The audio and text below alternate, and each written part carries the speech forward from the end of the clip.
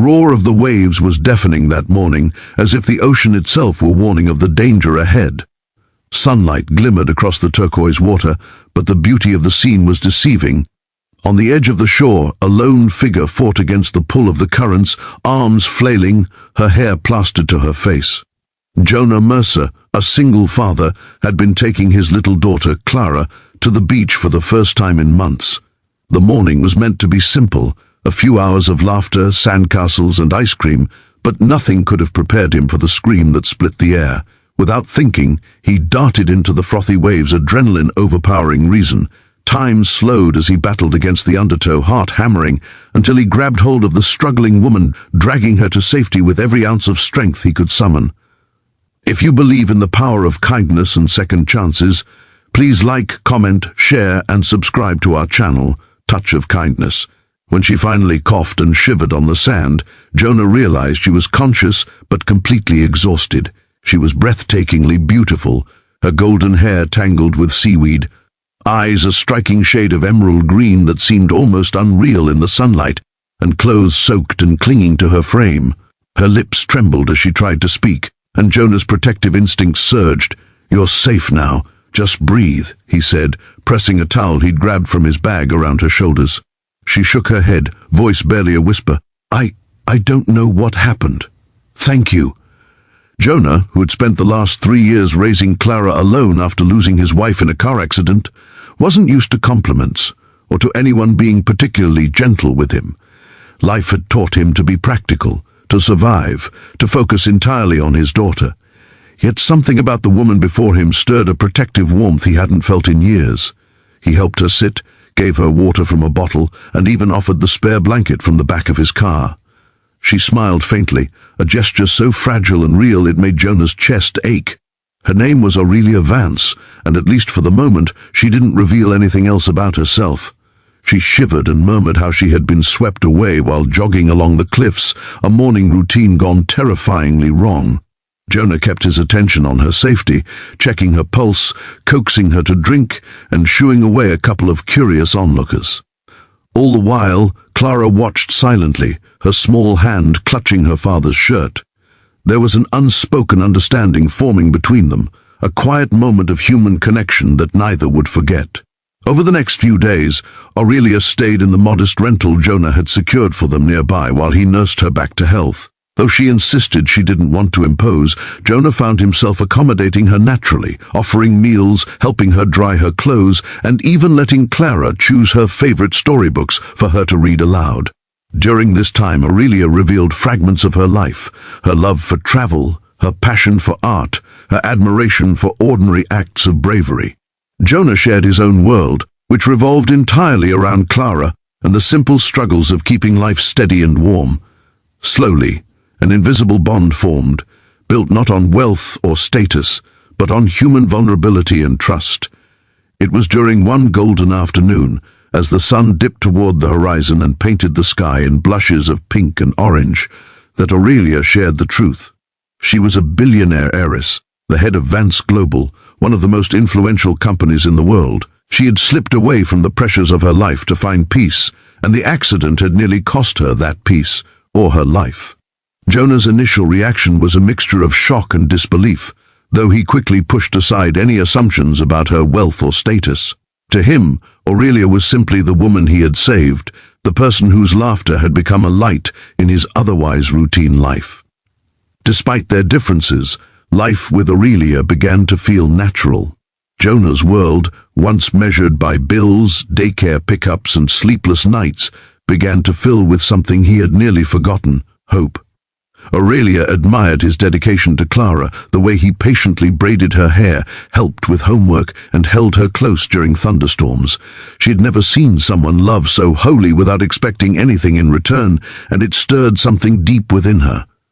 Jonah, meanwhile, began to notice the small acts Aurelia did, fixing Clara's favorite puzzle, leaving notes for Jonah to find, even making him laugh with stories of corporate absurdities and travel mishaps.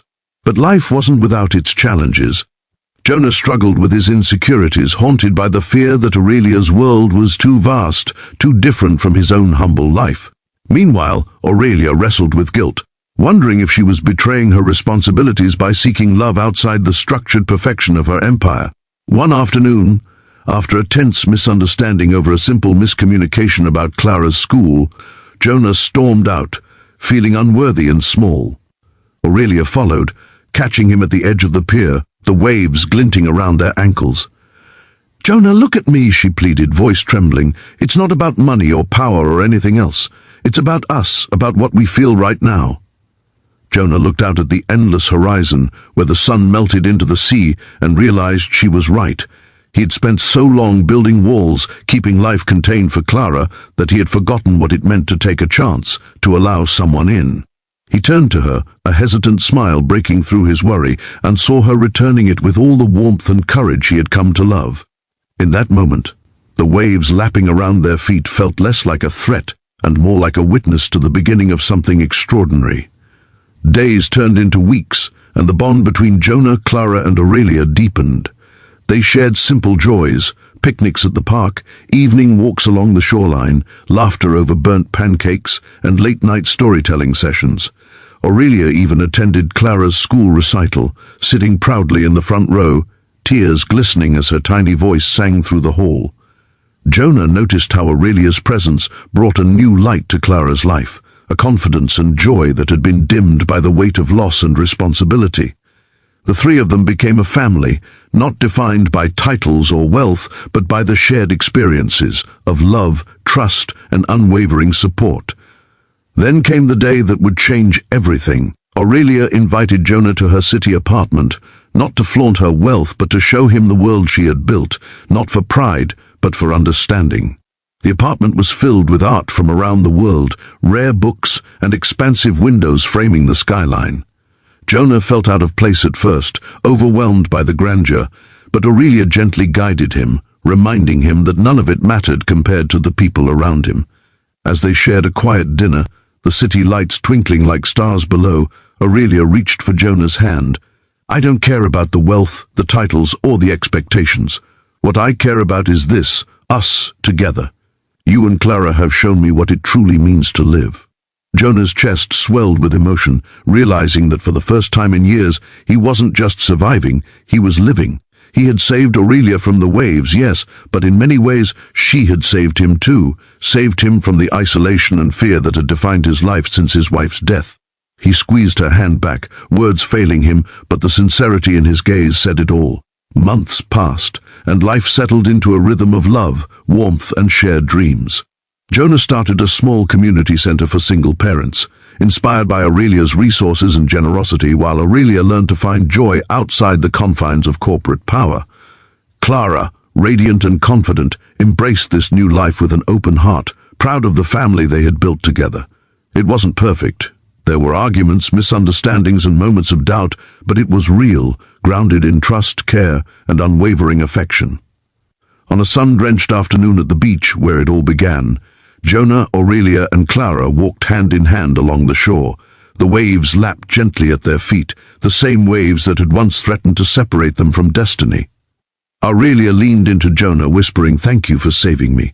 He smiled down at her, heart full, and whispered back, "No, thank you for finding me."